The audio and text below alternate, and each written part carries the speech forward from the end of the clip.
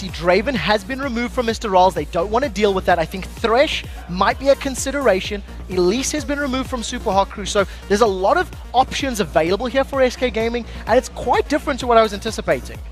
Well, the final ban actually from SK will be Shyvana, taken away from Mima in the top lane. He's certainly been a player that's gone with that Shyvana on a couple of occasions, certainly. We'll see how that affects him here today. And the final ban actually, again, aimed in towards the mid laner. Jesus not going to have Orianna to play with this one. For me, a slightly stranger choice, but will that mean that Super Hot Crew are maybe aiming for that Ziggs? I think it could be the case. SK Gaming could first pick Ziggs. It's something that Jesus does very well with. However, it would be a little bit risky when you consider there are some assassins up and available. Now, Moops hasn't necessarily played too many assassins in the past, but the option is there for him if he wants to go that route. At the end of the day, I think we see SK going with a very safe pick. This is a guaranteed lane victory in the early levels because SK, Renekton rather, can generally shut down a lot of people. Well, the pick's actually coming in quickly from this one. That Renekton, as you said, for Freddy. On the other side, Thresh and Lulu picked up here for Super Hot Crew, telling us that Thresh is going to go over to Mixer #1. He's been super impressive with it. The Lulu again, is it going to go into the mid lane? Is there a possibility for it to go into the top lane? For me, that early of a pick suggests it might be a bit of a curveball. I think it's more likely to be in Moops' hands. When we've seen Mima playing, his performances on the bruisery type champions is significantly better. Trundle is also available, so Mima could go that route. Knowing Moops' slightly more passive farm style of champions, Lulu is just a little offshoot of that one. So I am expecting that to go in the mid lane for him. Well, on the other side, Pantheon was locked in by Svenskeren, along with the Annie support here as well, which is something that N-Rated has picked up a couple of times this season so far. Definitely not his most favoured support champion, but, you know, with Thresh already gone anyway, that's not that much of a surprise. So what that leaves for the Super Hot Crew in terms of standard junglers would be the likes of Vi or Wukong in this situation, potentially even Elise. We've seen some people playing it, but a lot more fringe. Zac is a champion that we've seen in North America. It has been picked up, it has been played a couple of times. It's a safe top lane pick. Last year, we've seen it in the jungle. So again, there are curveballs here from Super Hot Crew because we're not 100% sure where these champions are going to be going. Well, one thing is for sure, getting that Lucian over there on towards Mr. Rolls may just be a good thing for them. He has played well overall with that Lucian. You know, his performance against Gambit and the Copenhagen Wolves, where he put up some impressive scores on that, come to mind. But Zac coming in here for the first time in Europe there, you can see with his pick and win rates. We'll see if those change after, well, they will of course change after this game. Captain Obvious Joe, but for the better is what I mean. On the other side though, Vayne, something that Candy Panda has treasured and done well with in the LCS so far, and they're currently hovering over the Nidalee, and hovering turns into a lock-in for Jesus. So one of the key factors to picking a Vayne is not dealing with the Caitlyn lane, not dealing with somebody who can shut you down and really make your life difficult. In addition to that, if your opponent's composition is not necessarily the strongest at getting to you and killing you, that is a very good pickup. Vayne's going to be able to knock Zac away with the Condemn. Lulu's not necessarily the biggest of threats, so that's quite a smart lock-in here for SK Gaming because Vayne should be a little safer in those team fights. And Nocturne coming in there as well. And we can see we don't know his pick and win rate because, well, the darkness, let's just call it that. And again, Nocturne coming in, not a jungler that we've become used to here in Europe, that's for sure, by any stretch of the imagination really, but something that they've been preparing off stage. Yeah, and the one thing about the Nocturne pick is it's something that the Challenger teams run quite frequently here in Europe, and it's somebody that was very, very popular last year. I talked about how SK Gaming weren't necessarily afraid of Super Hot Crew's composition because a Condemn could deal with Zac. Now all of a sudden, if Zac gets a good slingshot and Nocturne uses his ultimate, the Paranoia, to throw himself onto Vayne, there is some kill threat, there is some kill potential. Get to him, fear him, and try grab some kills. So some interesting picks in this one for, I think, Super Hot Crew in particular. We're seeing first picks in the LCS on 3 different champions here for them. This is a new look for us, a new kind of Super Hot Crew style. Very interested to see how it goes. The one thing I like about the initiation power that Super Hot Crew have is once Nocturne flies in or Zac flies in, they start bouncing around, and Wild Growth knocks people up again. So there is quite a good CC chain that can come from those champions. We'll see how they can make that one work. But now that the players are loading into the game, let's check in and see how you guys at home called this one. With 63% of the vote, SK Gaming leads over Super Hot Crew.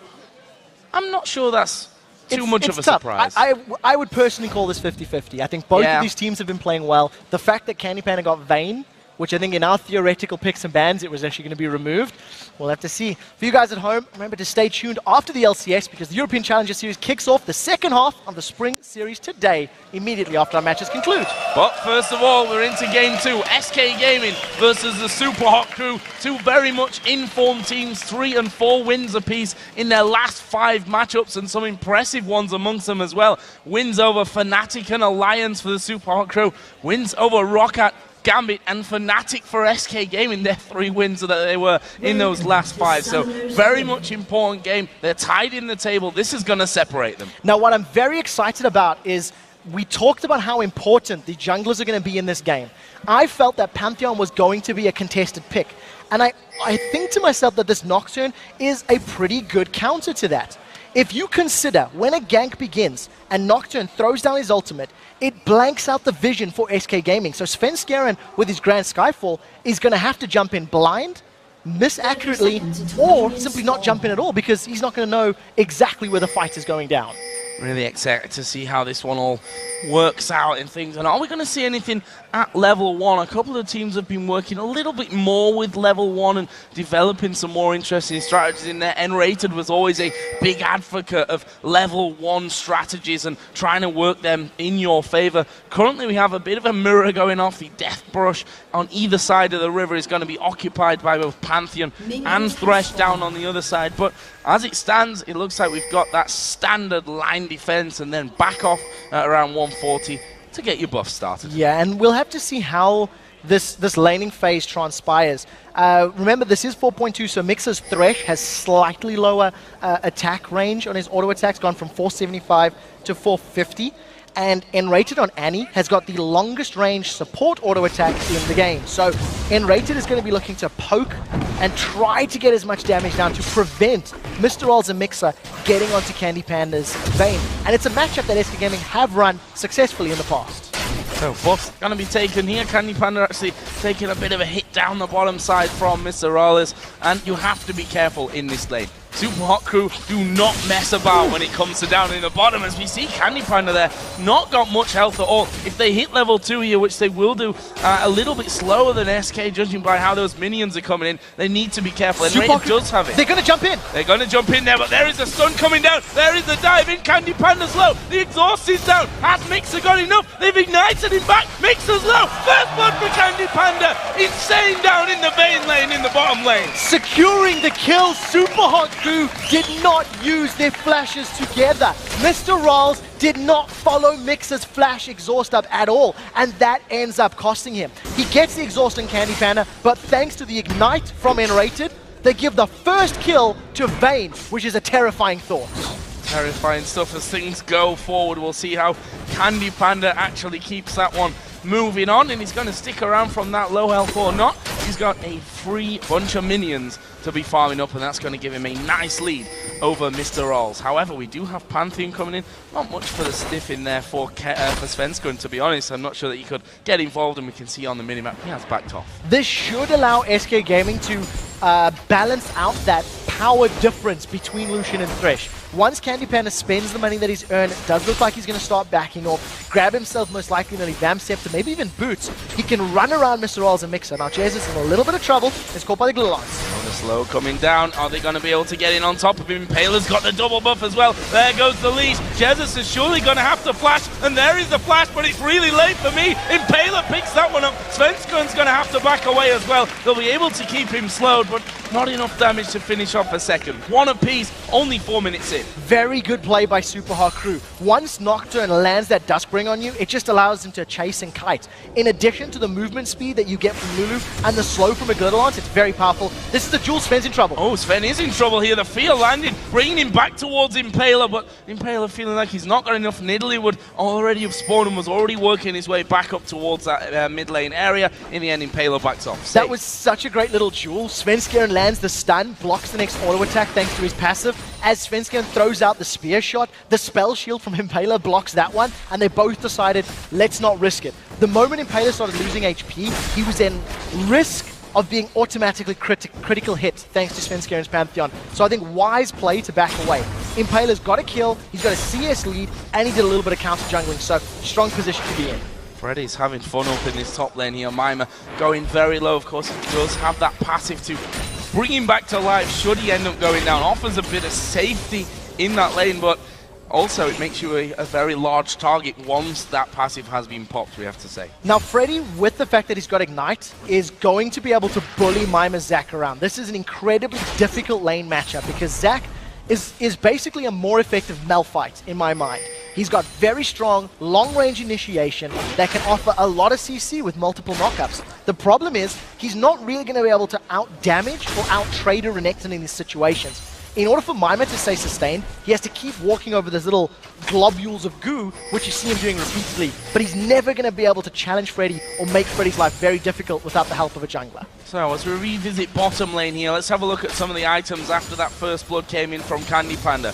The Vampiric Scepter, along with his Doran's Blade. On the other side, a second Doran's was collected by Mr. Ralls. Not really much of a choice on that front. He needs to try and stay as even as he can with damage in that bottom lane with Candy Panda. We also saw the coin coming out from Enraged for him to get that extra gold rolling in. Yeah, thanks to the assist very early on, he's already going to start scaling sooner than Super Hot Crew's Mixer will be.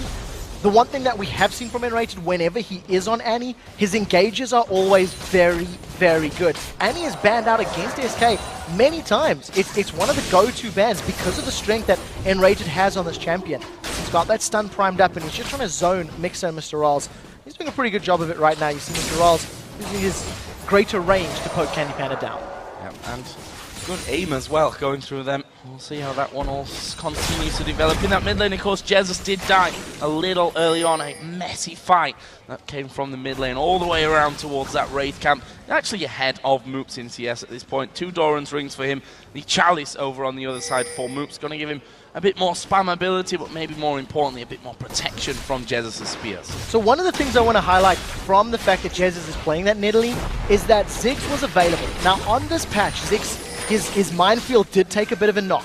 So the damage is reduced on multiple minions hit.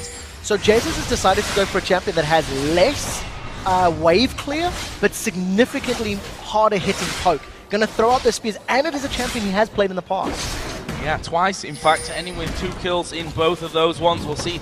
Well, he needs to have more kills, I think, by the end of this one, and certainly more assists, if anything, other than kills this to come down for him. Does get his blue buff here given over by Svenskeren, and that's going to give him a bit more time. He is now 6 as well, which will make him feel a little bit more safer about getting away, but also maybe starting off fights as well. What I like about the pickup is it makes sieging so great. Nidalee can stand there, just spam out spears, and when a spear connects, you've got Renekton and Pantheon that can just dive in to either get the kill or to force Super Hot Crew away and allow Candy Panda to get on the tower.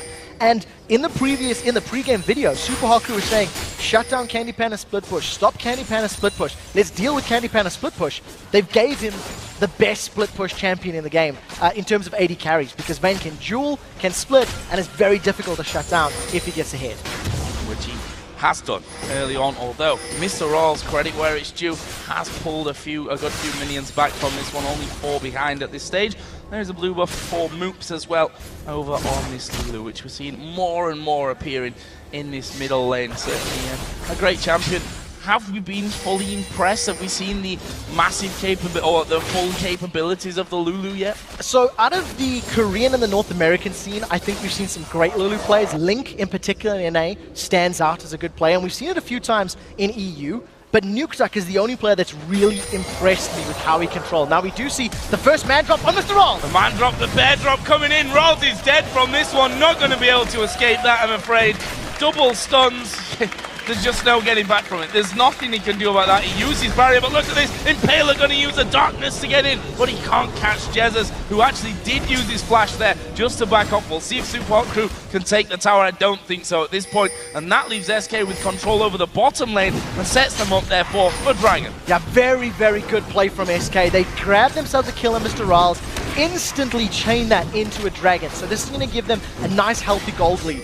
We did see a decent attempt from Impaler, but he didn't follow up Jez's flash. They've got caught Impaler! Oh, it's a lot of damage. Didn't follow on from that one. He actually got condemned onto the corner of the wall. Could have spelled a little bit of disaster there for Impaler after losing out on the Dragon as well. But SK certainly will be happy with this one. Taking that early lead with the Dragon, and now that kill lead as well at 2-for-1. It leaves them just under 2,000 gold in the lead of this game as we approach 10 minutes in. So this makes Super Hot Crew's next couple of minutes very, very important. Because they're already falling behind in gold, you can see their lanes are basically in favor of SK Gaming. You've got Renekton, who's got a good, healthy CS lead on Mima. You've got Vayne, who's got a kill under her name already, got a couple hundred gold lead. If Super Hot Crew do not stop the rot right now and combo a good Zac engage in conjunction with Nocturne engage, SK can just start to spiral this game out of control for Super Hot Crew. Well, this top lane there, we just saw that Zac is still behind this one, 20 CS. In fact, and Freddy doing a good job of standing on those blobs to stop Mima getting those heals back into things. And you know, Mima struggling with that one. He's going to have his Sunfire Cape done in just a little while. And I don't think he should necessarily die to Freddy, especially with his passive still available from that one. But certainly he's going to be feeling a little bit of pressure to make sure that he hits every last hit. I think he's feeling a lot of pressure right now. 10 minutes in, he's 20 CS down. You can see Freddy just started to invade on Super Hot Crew's jungle. So with SK having a little bit of control in this top area of the map, you could combine Freddy's invade with Svenskjaeren's Grand Skyfall, and that could be a good way to start challenging, maybe even focusing Impaler. Don't give Impaler the chance to counter gank with Paranoia if you're jumping on him first. We'll see how SK play this one out, because that's a lot of deep vision on the side of Super Hot Crew's jungle. I like the move as well. They know that Nocturne is now not at least on that side. And here comes the Pantheon drop right in there. They're going for Mixer. The bear comes down on top of him as well.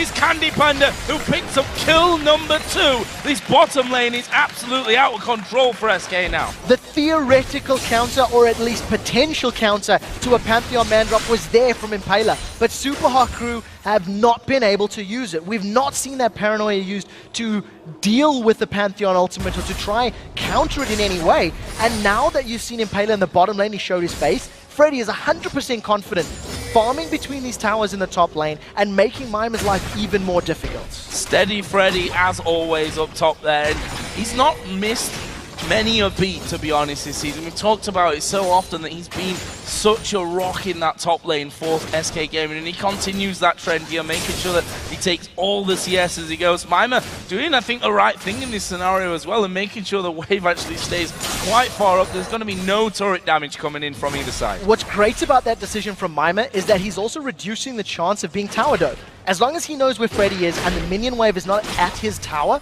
it makes it more difficult for SK Gaming to jump on him. And like you said, Steady Freddy, I definitely think the most underrated top laner in EU LCS. He's had so many good games against so many top-tier opponents, and he always does well. He also likes to farm between those turrets a lot. It is something that I think he does more than any other player in the league right now.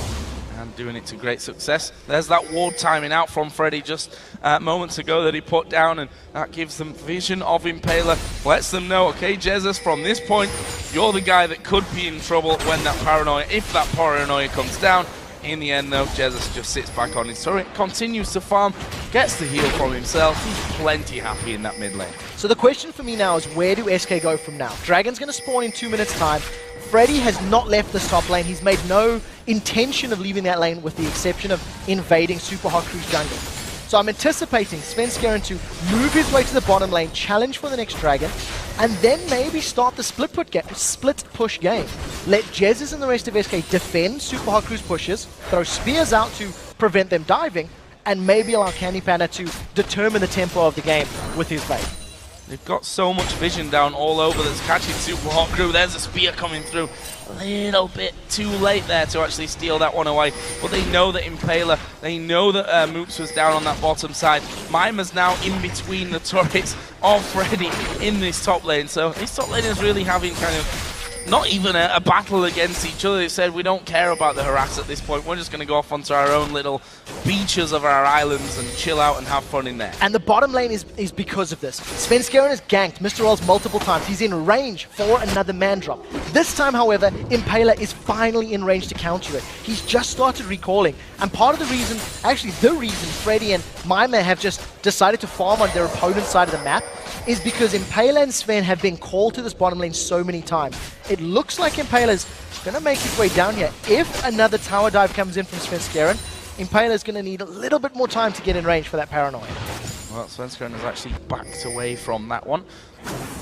Really, maybe Jesus in the top side, who's got himself a wall of traps set up there on both sides of Moops' exits from the jungle. So Impaler back into a farming game here as he takes down another Wolves camp. Svenskeren is hanging around for middle, and if we look at the timers that we've got at this point, 25 seconds until Dragon comes up. That's important stuff here, because that last time went to SK Gaming would mean a big jump in their lead or an equalizing opportunity for the Super Hot crew. And Super Hot crew have got the vision in the Dragon Pit, or in the river rather, to be aware of when SK go for it. We can see that Impaler's got his ultimate available. There's two sweeping lenses on both sides of the game right now. And we'll see who gets superior vision, because there's a lot of things that can come in from a long range. Zac, if he decides to move down, would be very powerful in a Dragon Pit fight because of the small ranges, but he's making no indication of moving. It's actually Freddy that's going to be the first one to respond. Well, we see wards cleared here by SK Gaming. Dragon is going to be pulled out of the pit with 3 men taking that one off. They're using Jesus basically as a zoner at this point, throwing out those stuns. They're going, Impaler taking a lot of damage. Wild Growth does come down, and a Condemn through the flash there actually had already connected and pushed Mooks against the wall. SK have very commanding positioning here on the Dragon. Can they steal it? Impaler comes in. He's not going to get the steal, and he may well just die. There's the finishing blow this time from Enraged. The box goes down, but will they escape? The man drop comes in. Who are they going to go for? It's on towards Mixer, and he's a dead man as well. Svenskeren picks that one up. SK running riot right now. I don't understand what Super Hot crew were doing in that situation. Moops was backing away, Mima was still in the mid lane, and you've seen Mr. Riles and Impaler trying to challenge. Yes, maybe if Impaler goes in with his ultimate, there's the potential for a smite steal, but Mr. Riles and Mixer, I think they should have backed away. I think they should have played that a little bit more safely. SK Gaming grab themselves the kills, the Dragon, and they get out clean. Super Hot crew do, however, get a tower, so that's some objective gold on their side. That tower on the bottom is going to be hit hard here by Candy Panda, but Mr. Rolls full HP was trying to repel that attack as we see Jesus landing the spear onto Mooks. Wasn't in tower range there either, so Jesus didn't even pull the aggro from it. Impaler is going to come in and keep that one alive for now, but Jesus will just stand his ground. He knows the mid lane has gone back, he knows the jungler's there behind the tower range. He's safe to just stick out where he is and keep pushing. I also like the pick of Nidalee into Lulu. Lulu has very few bad matchups, if any at all. But Nidalee's not necessarily going to lose to the very poke-heavy, very bully-heavy Lulu. So over the course of this game, you actually see that Jesus has got a CS lead. Thanks to the fact that Nidalee can heal himself, is very mobile, can dodge those glitter lances when she's in the Cougar form.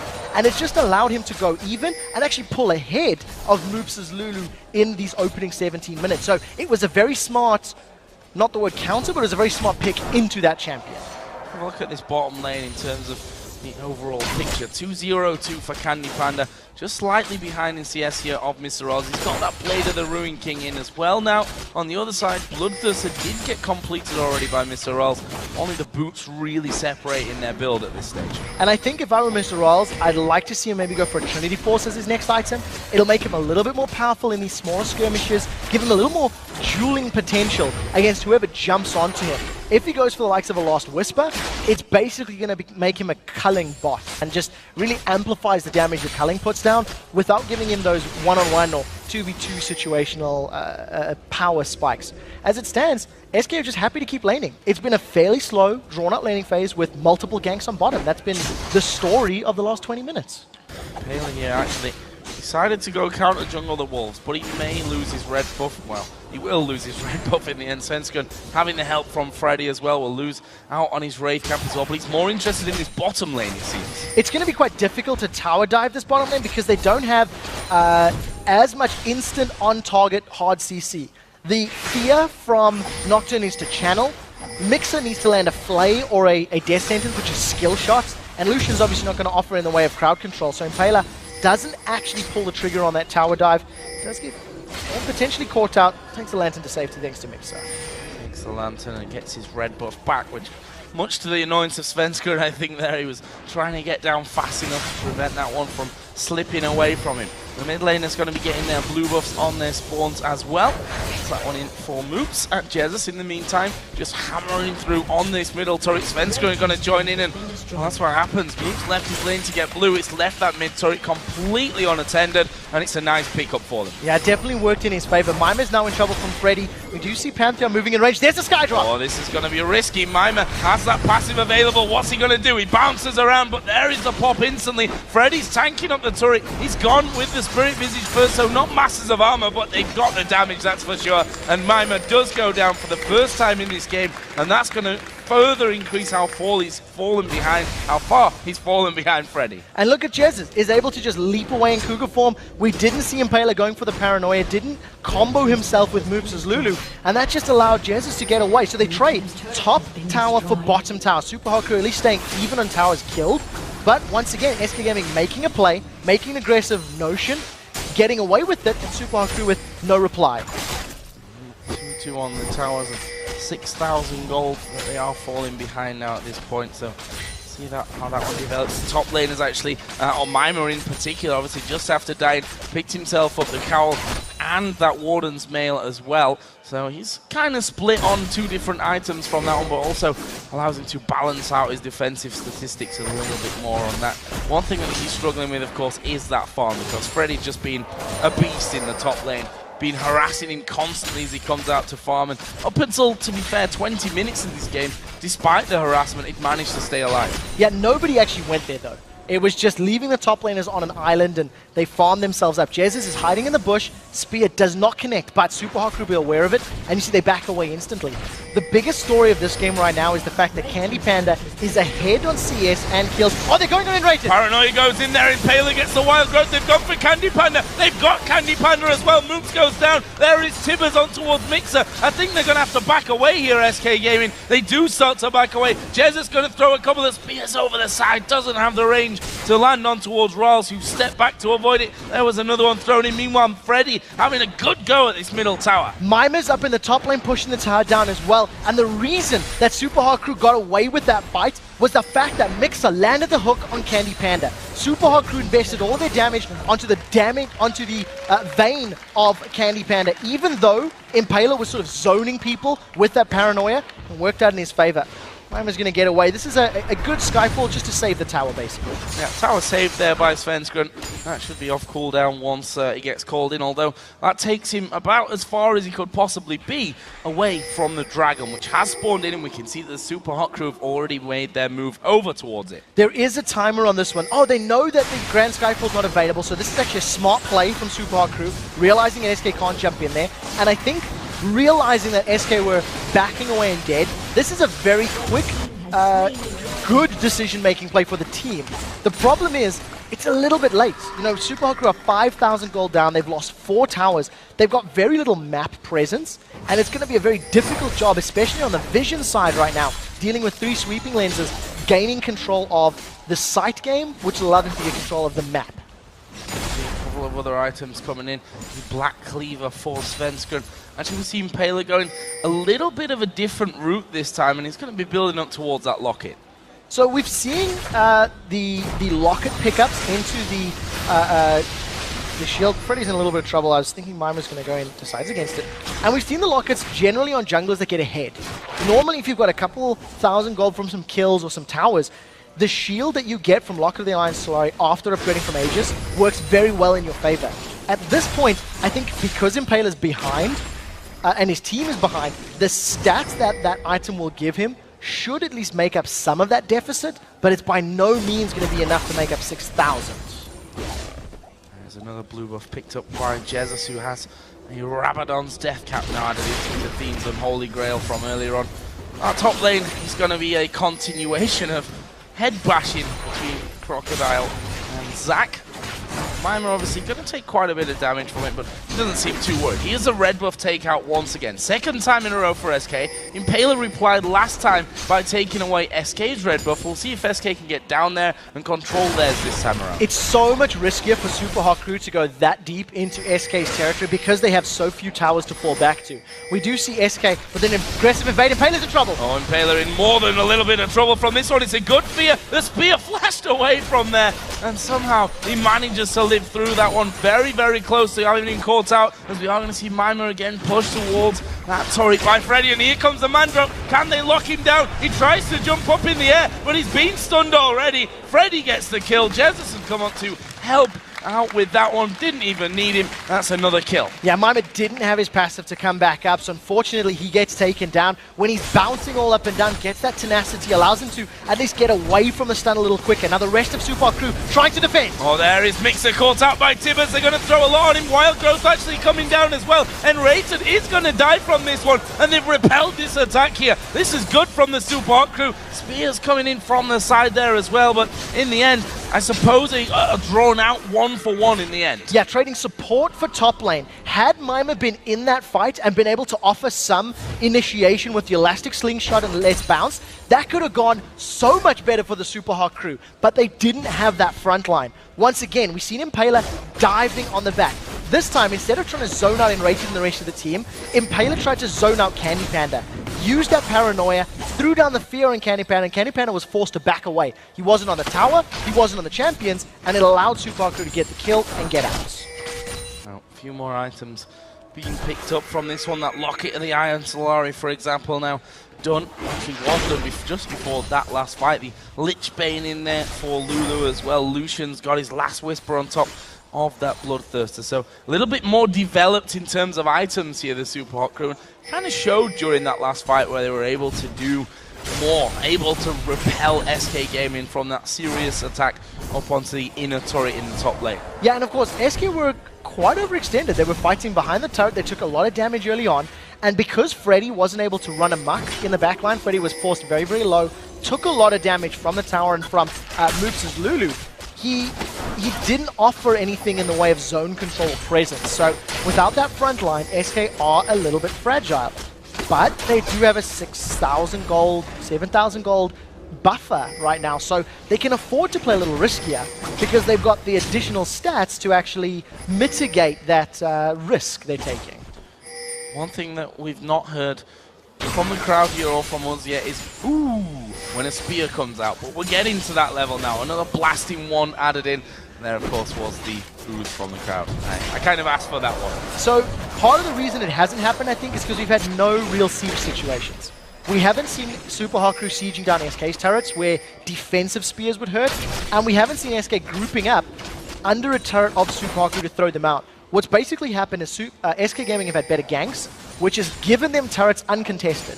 And because of that fact, Super Hot Crew have not really been too worried about those javelins. As you were talking about it though, we do see a group of SK Gaming members starting to move towards that inner turret, so we might have our first ooh moment of the game.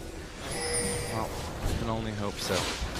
In that last game we had a few moo moments as well with the Alistair. Oh, and there it is! Mr. Owls down to half HP. There we go. I knew it was going to happen. Good stuff. Jesus throwing them out to Impaler as well. And he can keep pretty much everyone's zone from this. Impaler's just looking for an opportunity there if things do get started. But to be frank, with Lucian going so low from that one, the threat of Nidalee always on this side entrance into the jungle is always going to be a pain to defend. That turret, SK Gaming take another one. It puts them 5-2 up on that front and a very solid gold lead now. So I want to go back to the pregame video that we heard where Super Hot Crew said in order to beat SK, we have to stop this split push. One of the probably the best counter to a split push team or a team that is split pushing is hard engage.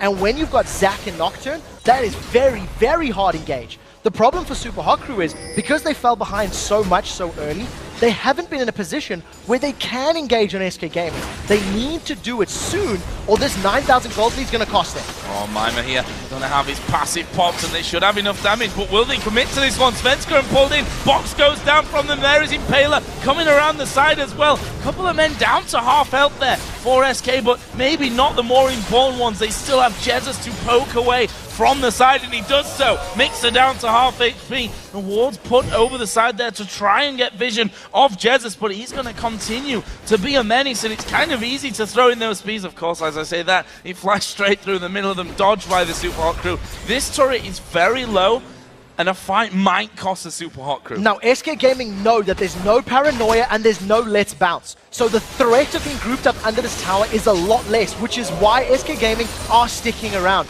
That's the third Ooh Spear of the game. You see Mixer backing away. Good spell shield from Impaler, but Candy Panda and the rest of SK are going to need to be a little careful. If those cooldowns were available for Super Hot crew, SK could have been engaged upon, but they weren't. So SK grabbed themselves the 6th power of the game. Yep, and head back from this one. The red buff gonna be stolen away by Candy Panda. Earlier on in the season, SK did have a few games where they had leads and threw them away almost. The thing that they've not done in these games is do that kind of thing. These wins, these solid wins that they've had, they've looked like a much more complete team when they've had a good, solid hold on to the map and a lead across all fronts. Impaler is going to get slightly caught out from this one, but here's the backup. Rawls and Moops coming in from this one. Now they focus on towards Svenska. He's going to go down. Rest of the team actually coming in. This is a big, messy fight. Jesus will pick off Impaler with a spear, but now who are they going to go for? Tibbers goes down. Double kill coming in for Jesus. Mima's got no passive, but he's got the jump, and he does get away to the backside. This bot Moops down the bottom. He flashes over the wall as well. Jesus almost leaped out towards him. Didn't really scratch a lot. And they go back off towards Dragon. A 2-for-1 in the end. Nice little comeback in that one for SK. Yeah, Super Hot crew grouped up. It's not over yet. Maybe it is. Jumps away. Mima's in trouble. What are you going to do? You're going to flash? You're going to throw a spear? Yes, you are. Jesus throws that over. So clever. Getting the vision by putting the trap down. They took the Dragon. They took the kill. SK are in the driving seat. What we've seen from Super Hot crew this game is their communication and calling is faltering.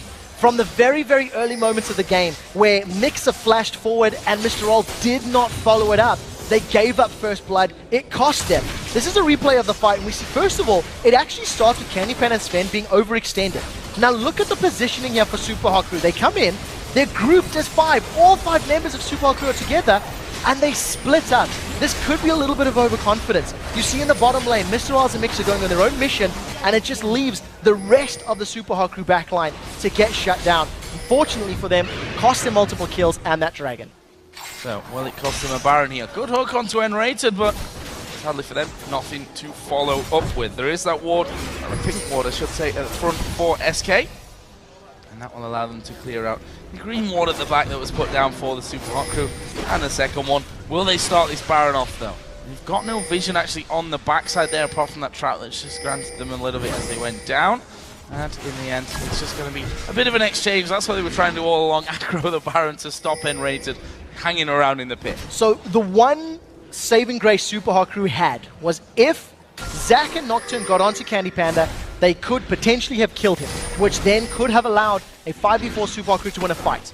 Unfortunately, because Candy Panda has that Guardian Angel, you see it around him, it's going to be so much more difficult for Super Hot crew to win. This is going to be a desperation fight. Look for the Elastic Slingshot to start us off.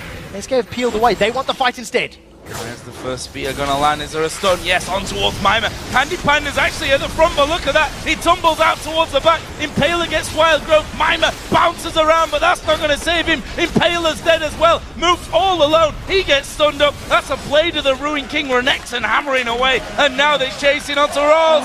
Another spear lands. Not enough to finish off the ace, but SK Gaming here, we've got 30 to 40 second spawn timers, are going to do a lot of damage. And what I like is they didn't go back for the Baron. They realized that Super Hot crew were down. They could get the inhibitor and potentially back away and get the Baron as well. This is going to give Super Hot crew much more map presence. They're going to reset the siege in the bottom or top lane, continue spamming out those spears, and then just dive when they want to. I need to back away from that one with 4 kills. The inhibitor taken down and a 15,000 gold lead to boot. And it's going to take a colossal mistake from them here to actually give up this game at this point. Baron is started off, no one even remotely close for the Super Hot crew. This is looking so good for SK. Yeah, SK Gaming have done everything right from the laning phase. Impaler's Nocturne could theoretically have worked against Svenskaren's Pantheon, but it didn't this game. Every Grand Skyfall that we've seen from Sven has worked out in favor of SK. It has led to kills, it has led to towers, it's led to dragons, and it's allowed them to get the 16,000 gold lead and the Baron buff as well. There's one kill on multiple members of SK, and Freddy still untouched. That Renekton going unkilled. Yeah, Steady Freddy's actually been a little bit more than steady this game around. I mean, look at his items. Blade of the Ruin King in there for that extra damage. The Thorn Mail just to make it even harder for anyone to really do a lot to him whatsoever. Got so much armor. Got that Spirit Visage in there as well. We look to the jungle and there's a nice mix of damage and tankiness that's coming out for Svenska. Obviously, Jesus is all about the poke right now. He's going to have himself a Zhonya's, which makes him harder to take down in the end. This, as I said before, is going to take a bit of a miracle for the Super Hot crew. Yeah, SK Gaming have to make a monumental mistake like they did against Alliance. When SK Gaming had an inhibitor secured and a Baron against Alliance last week, they picked fights in the mid lane to try and get a town that they didn't need to. And Alliance were able to respond. They had a Wukong in the game. Alliance actually jumped on SK multiple times in a row. You see, this time around, SK have actually split themselves up. They haven't overextended. They've got a bigger lead than they did last time as well. And now we'll see how many spears Jesus can land. The moment the spear does connect, SK Gaming are just going to have a free window to get on that turret. And making sure that they have to come to the middle and get rid of those super minions as well. Candy Panda getting a couple of shots in, just tumbles away from the chain. Well, there's half of Mixer's health gone with just that single spear coming out. And a bit of brute force that's getting him in there, and they still continue to land these spears through. But that's already just a matter of time before that one goes on. They line the entry as well on those steps with those spears from Jesus, which at this point do their fair share of damage if you happen to walk over them. While all of that was going on, Freddy was sitting in the mid lane. Freddy just kept pushing it up. He just carried on pushing with the super minions. Super Hot crew, if they tried to engage, Freddy could have come in directly from behind them. He's super tanky, he's got a lot of damage, and he could shut them down. The siege is now on. Look for the spears. As soon as the spear connects, that's going to be the go signal. Tower's low, they're going in. Well, they've got the hook here on towards Freddy. He's the man you want, though. Mixer going very low. The culling comes out, but it's not doing a whole lot. Here comes the man drop in the backside of them. It means that Mimer's all isolated. He's got his passive, but that won't keep him alive for long. Meanwhile, Mook's chased down there by Candy Panda. There is the turret falling. This is inhibitor number 3 down and out by SK Gaming. And they've got 50 seconds until Mimer actually comes back into play. Are they going to finish now? They definitely have the tools available. Super Hot crew have to put up a godlike defense, and I don't think they have the opportunity. There's no let's bounce, there's no initiation. Super Hot crew not even trying. A push straight through here from SK Gaming. A hook came in, but it's not enough. SK Gaming take the victory here against the Super Hot crew, and honestly, they made it look a little bit easy. This has been typical SK in the games that they've won, in the games that they've done so well in over the last few weeks. They've not let go of these strong positions that they've built for themselves. And once again, Svenskeren leading the way. He got the first blood kill on that first kill with his Grand Skyfall in the bottom lane. Rinsed and repeated a couple times more, using that man drop over and over to secure kills. And as a team, SK Gaming just made better decisions. I think if you go back to the very early moments, Super Hot crew just caught out a few times too many, and maybe not all on the same page. They had a good showing across the board as well. I mean, it's obviously we look sometimes and see a massively outstanding score or a person that made a massive impact in one area of the map, but they really were across the board very, very impressive. I think every member of SK Gaming did the exact job that was required for the game. They didn't make overly risky plays. When there was dragons available, they grouped up, they fought for dragons. If there wasn't, they just sat in lane. They didn't go very, deep into the enemy jungle, and the few times they did, they always got wards down. It was always very calculated. So if I would say anything, that was probably the safest play we've seen from SK, and it worked out because everything they did was calculated, it was for an objective, and it worked in their favor. Well, if I look back at the games that they've played in the last couple of weeks, wins over Fnatic, Gambit, Roccat, they had that slip onto Alliance. Was their even week, though, and the game that they won in their even week last week. But now they've beaten the Super Hot crew, a team which before this match were at 4 wins out of 5 games. it's really on the up for SK Gaming, and sat at 8-7 now. That means that they overtake the Super Hot crew because they were tied coming into this one, but things are looking so strong for them. The thing that I really like about the SK Gaming team right now is that they're doing what Fnatic did last split, using the split push, using the map to their advantage. Individually, their players aren't necessarily all the flashiest. They aren't necessarily the ones that always get the hashtag LCS big plays, but they're always consistent.